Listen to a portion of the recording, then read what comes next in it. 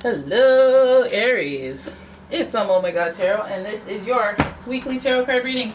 Well, kind of catching you late, but yeah, weekly tarot card reading. Let's have a look at what's coming up for you this week using the tarot. Well, duh! Obviously, you're using the tarot. Come on. It's called umomgtarot. What's wrong with me? Alright, here we go. Oh.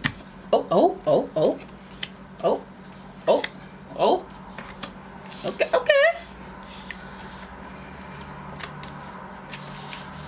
Move on over. Give me that number, lucky number 7. Oh my goodness. Some of you are like, too far.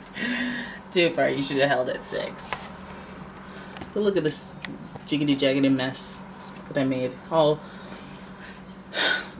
a little bit hectic, a little bit up and down, and yeah, that's reflective of how your week will go next week.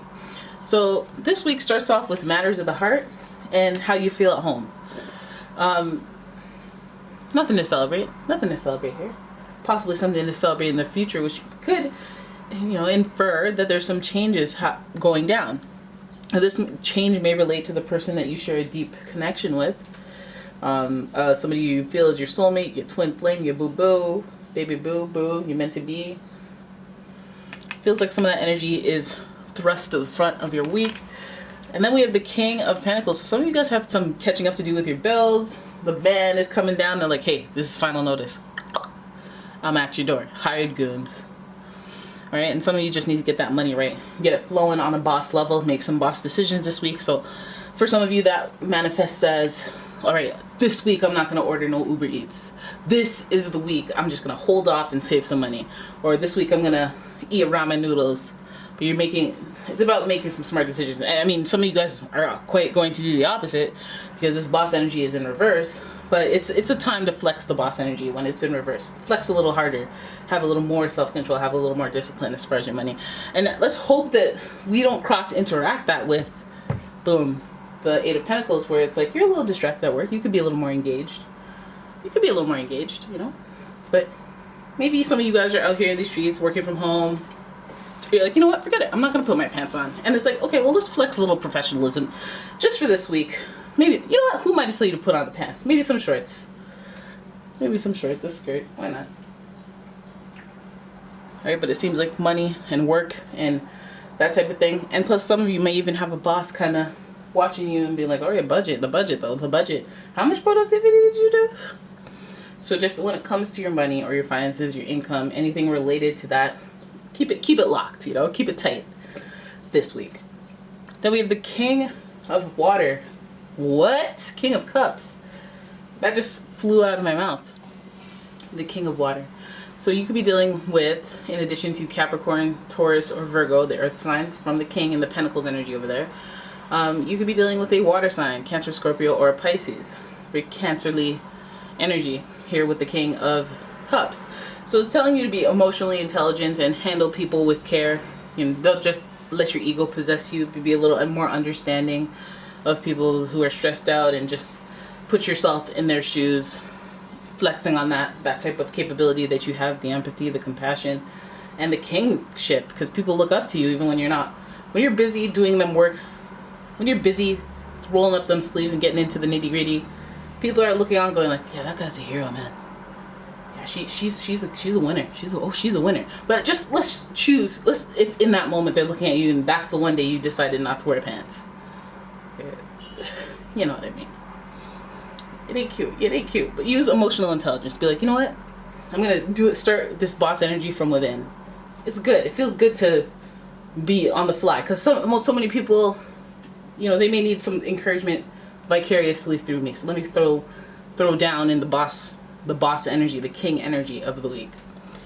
So then we have the Hermit, and the Hermit's in reverse. Taking too much time to yourself, doing your own thing to a degree where you're not really trying to learn from others because you know it all. Don't get there. As much as I'm telling you be on that boss energy, every boss knows that they know nothing. You know nothing. You haven't scratched the surface. It keeps you curious, it keeps you learning, and it keeps you intelligent in spaces and in times that you won't even know were necessary, but just conveniently. So just always throw some knowledge, be open is all. You don't have to be like, teach me everybody, let me learn everything. But just be open to the idea of not knowing it all and accept more and more information.